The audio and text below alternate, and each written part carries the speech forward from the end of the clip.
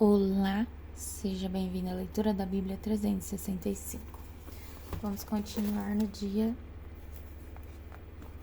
24 de agosto, que é o dia 236, em Jó, capítulo 12, versículo 1, até o capítulo 15, versículo 35. Então Jó falou novamente: Vocês de fato sabem tudo, não é? Mas, quando morrerem, a sabedoria morrerá com vocês. Pois bem, eu também sei algumas coisas, e vocês não são melhores do que eu. Qualquer um sabe aquilo que me disseram. Meus amigos, contudo, riem de mim, pois clamo a Deus e espero uma resposta. Sou justo e íntegro, e no entanto eles riem de mim. Quem está tranquilo zomba de quem sofre, dá empurrão em quem tropeça. Os ladrões, porém, não são deixados em paz, e os que provocam a Deus vivem em segurança, embora Deus os mantenha sob seu poder. Pergunte aos animais, e eles o ensinarão. Pergunte às árvores do céu, e elas lhe dirão. Fale com a terra, e ela o instruirá. Deixe que os peixes do mar informem, pois todos eles sabem que meu sofrimento veio da mão do Senhor. Em suas mãos está a vida de todas as criaturas e o fôlego de toda a humanidade. O ouvido prova as palavras que ouve, assim como a língua distingue os sabores. A sabedoria pertence aos idosos e o entendimento aos mais velhos. Em Deus, porém, estão a sabedoria e o poder, e ele pertencem ao conselho e o entendimento. A ele pertencem o conselho e o entendimento. Ninguém pode reconstruir o que ele derruba. Ninguém pode libertar quem ele aprisiona. Se ele retém a chuva, a terra se transforma em deserto. Se ele libera as águas, há inundações em toda parte. Sim, a ele pertencem a força e a sabedoria. Enganadores e enganados estão sob seu poder. Ele destitui os conselheiros e os dispensa, faz de tolos juízes sábios. Tira o manto dos reis e lhes amarra uma corda na cintura. Destitui os sacerdotes e os dispensa, derruba os que estão no poder há muitos anos. Silencia o conselheiro de confiança e retira o entendimento dos anciãos. Derrama desonra sobre os príncipes e deixa os fortes desarmados. Ele revela mistérios ocultos na treva e ilumina a escuridão mais profunda. Exalta nações e as destrói, expande nações e as abandona. Despoja os reis de entendimento e os deixa vagar por um deserto sem caminhos. Andam tateando na escuridão sem luz, ele os faz cambalear como bêbados. Vi tudo isso com meus próprios olhos, ouvi com os próprios ouvidos e agora entendo. O que vocês sabem, eu também sei, não são melhores que eu. Quero falar diretamente com o Todo-Poderoso. Quero defender minha causa diante de Deus. Vocês me difamam com mentiras, são médicos incapazes de curar. Se ao menos se calassem, é a atitude mais sábia que poderiam tomar. Ouçam minha defesa, prestem atenção aos meus argumentos. Vocês querem defender Deus com mentiras? Apresentam argumentos desonestos em nome dele? Distorcem seu testemunho a favor dele? Acaso são advogados de Deus? O que acontecerá quando ele decidir investigá-los? Conseguirão enganá-lo como engana qualquer pessoa? Não, certamente ele os repreenderá e se distorcerem às escondidas seu testemunho em favor dele. Acaso a majestade dele não os aterrorizará? O terror dele não cairá sobre vocês? Suas frases feitas valem tanto quanto cinzas. Sua defesa é fraca como um pote de barro. Calem-se e deixem-me em paz. Permita-me falar e eu arcarei com as consequências. Sim, porei minha vida em risco e direi o que penso de fato. Ainda que Deus me mate, ele é minha única esperança. Apresentarei a ele minha causa. Isso, porém, é o que me salvará. Não sou ímpio. Se eu fosse, não poderia me colocar diante dele. Escutem bem o que vou dizer. Ouçam-me com atenção. Preparei minha defesa. Serei declarado inocente. Quem pode discutir comigo a esse respeito? E se provarem que estou errado, me calarei e morrerei. Ó Deus, concede-me estas duas coisas, e não me esconderei de ti. Remove tua mão de cima de mim e não me assuste com sua temível presença. Chama-me e eu responderei, ou permita que eu fale e responda-me. Diga-me o que fiz de errado. Mostra minha rebeldia e meu pecado. Por que te afasta de mim? Por que me trata como teu inimigo? Atormentarias uma folha soprada pelo vento? Perseguirias a palha seca? Escreve acusações amargas contra mim e traz à tona os pecados de minha juventude. Prendes meus pés com corrente e vigia todos os meus caminhos e examina todas as minhas pegadas. Eu me consumo como madeira que apodrece, como roupa comida pela traça. Como é frágil o ser humano, sua vida é breve e cheia de aflições. Como uma flor nasce e depois murcha. Como uma sombra passageira some depressa. É preciso que vigies uma criação tão frágil e exijas que te preste contas? Quem pode extrair pureza de algo impuro? Ninguém.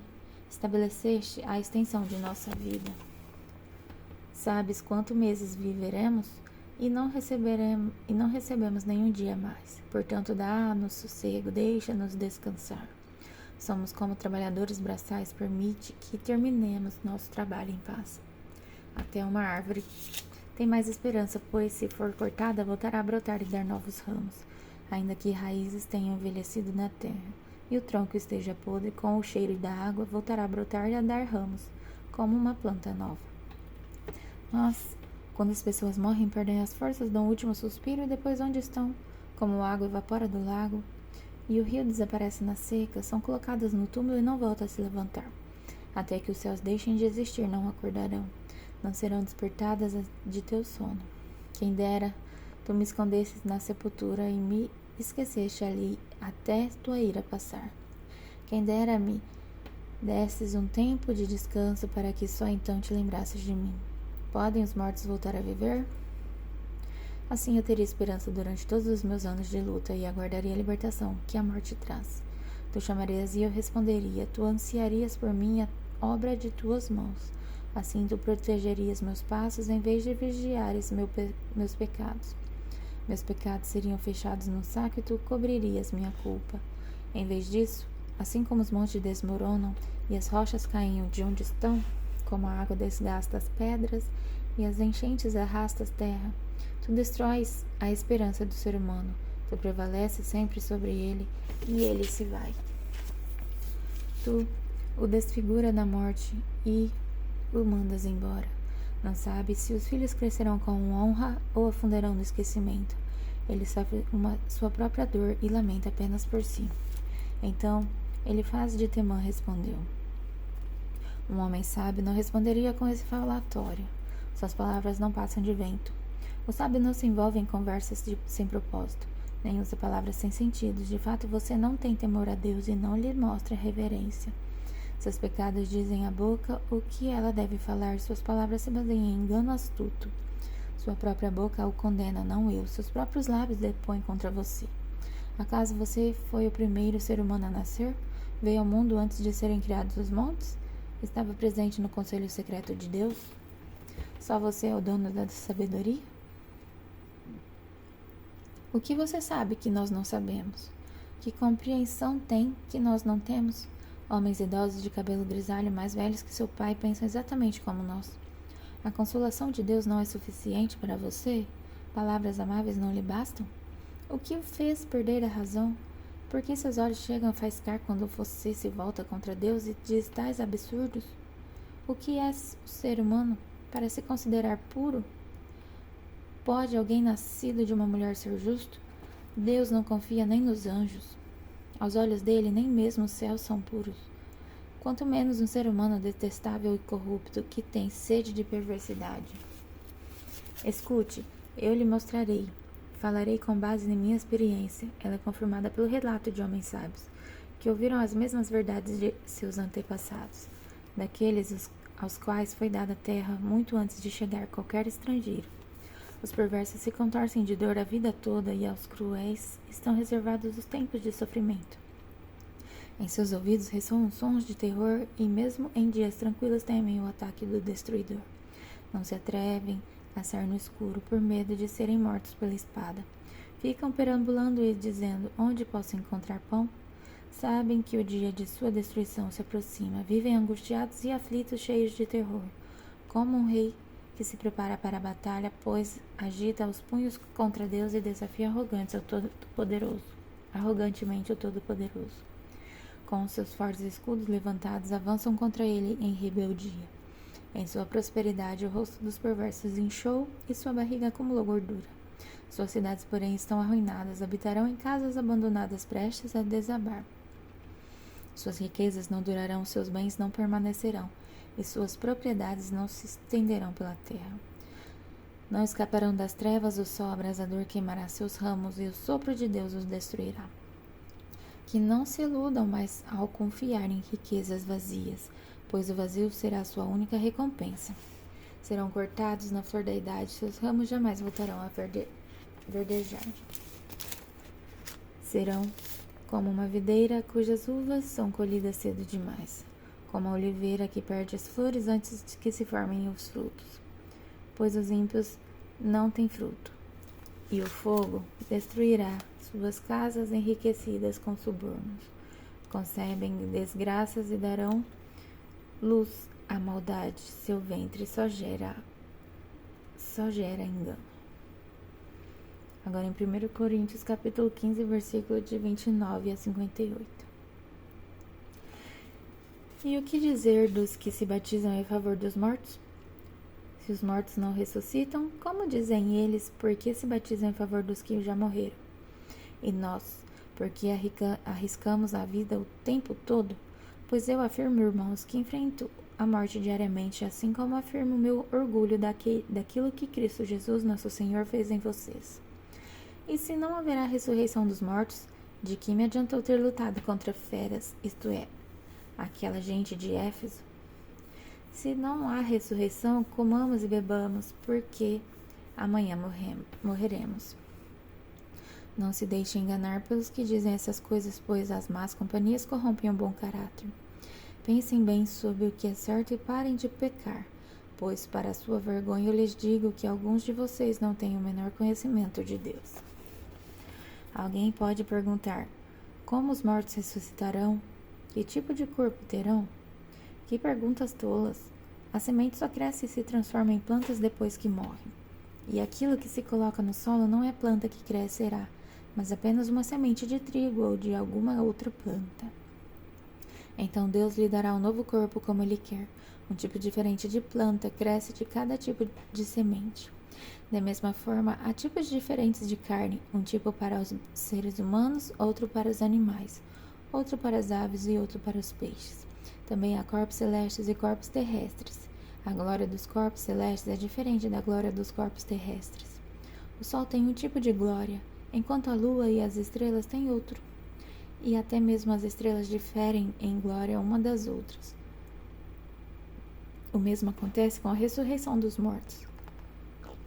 Quando morremos, o corpo terreno é plantado no solo, mas ressuscitará para viver para sempre.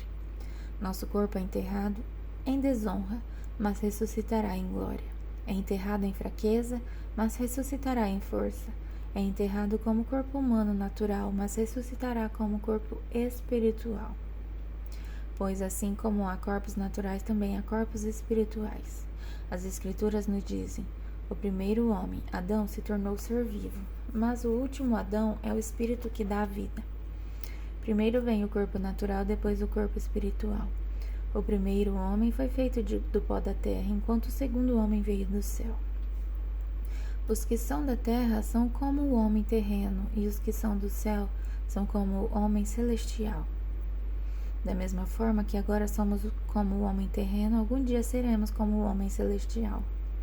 Estou dizendo, irmãos, que nosso corpo físico não pode herdar o reino do céu. Este corpo mortal não pode herdar aquilo que durará para sempre. Mas eu lhes revelarei um segredo maravilhoso. Nem todos dormiremos, mas todos seremos transformados. Acontecerá num instante, num piscar de olhos, ao som da última trombeta. Pois quando a última trombeta soar, aqueles que morreram ressuscitarão a fim de viver para sempre. E nós, que estivermos vivos, também seremos transformados. Pois nosso corpo mortal precisa ser transformado em corpo imortal. Então, quando nosso corpo mortal tiver sido transformado em corpo imortal, se cumprirá a passagem das Escrituras que diz: a morte foi engolida na vitória. Ó morte, onde está sua vitória? Ó morte, onde está seu aguilhão? O pecado é o aguilhão da morte que nos fere. E a lei é o que torna o pecado mais forte. Mas graças a Deus que nos dá vitória sobre o pecado e sobre a morte por meio de nosso Senhor Jesus Cristo.